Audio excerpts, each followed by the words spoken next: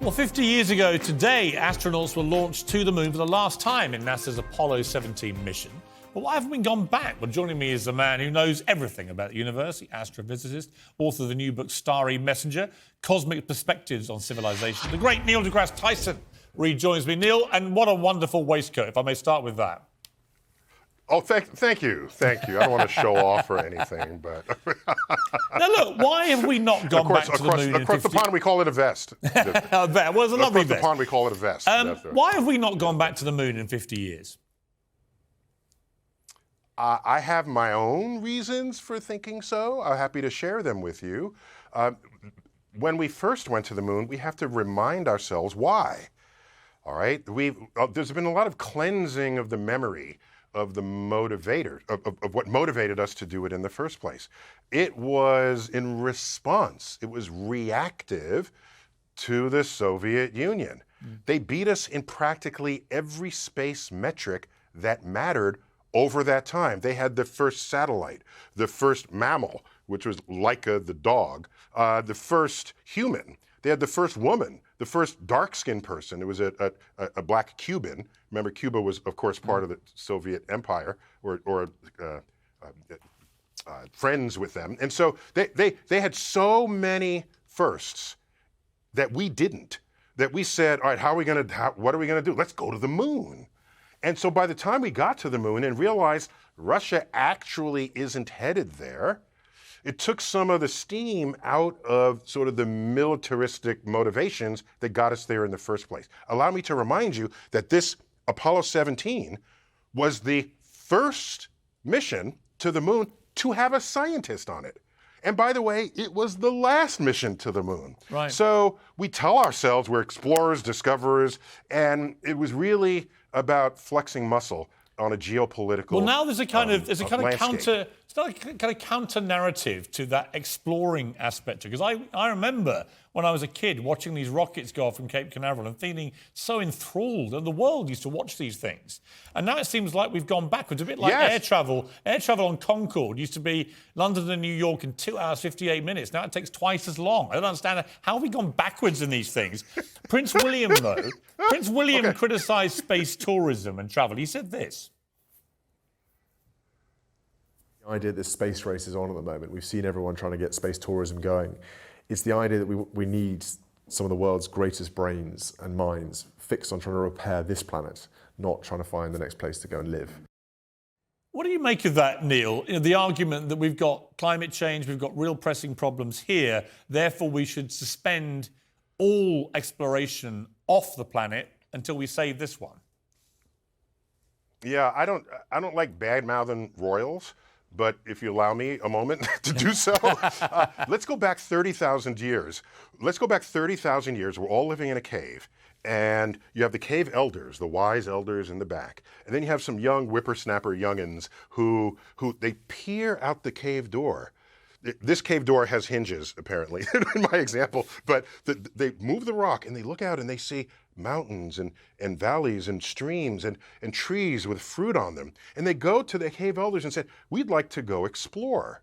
And the cave elders say, no, we have cave problems that we have to solve first in the cave before you exit the cave and see what else is out there.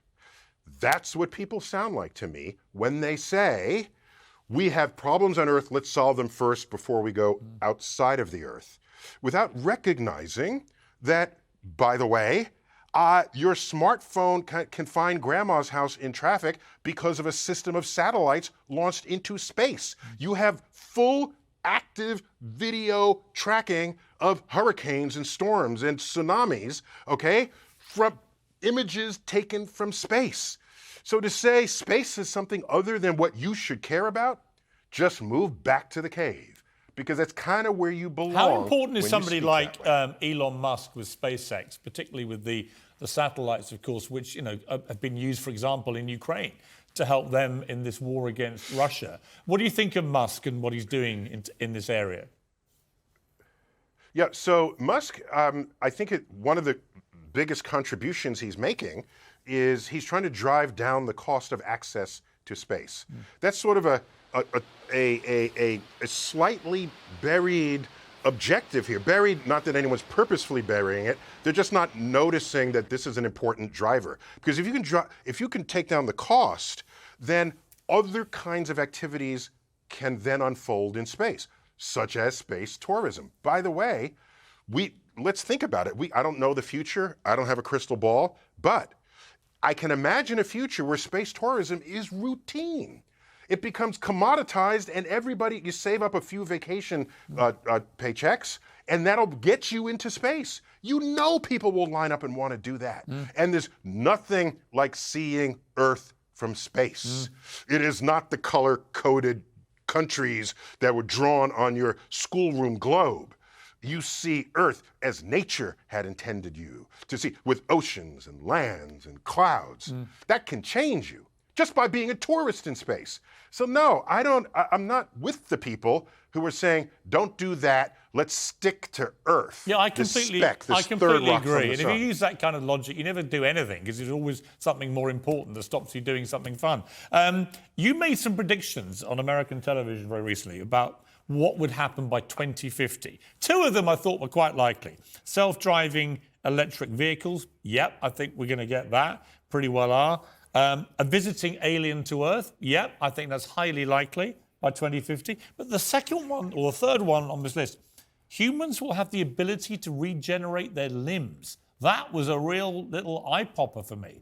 Are we going to really better do that? Okay, well, so let me put that in context. That appears in the book's chapter called Exploration and Discovery, and I go through 150 years of the exponential growth of discovery and the role that science and technology plays in shaping civilizations. And practically everybody predicting at the beginning of each 30-year period got it wrong. Yeah, that you can make linear predictions and maybe some of that work, but what typically happens is a discovery comes in from the side, from above, from below. Why do you think limbs? Why limbs? Limbs. Okay, no, I'll tell you why. So again, so I gave my predictions so that in 2050 people could laugh at how wrong they were. Just put that. That's why I gave the predictions. So I said, let me just try it. So why limbs? Because you and I are approximately the same age. We learned biology in an era where we said the tree of life, humans are at the top, and we are the pinnacle of evolution. I remember hearing biologists say that, and teachers teach that. Excuse me, it was white men were at the top of the evolutionary, that depending on which textbook you use.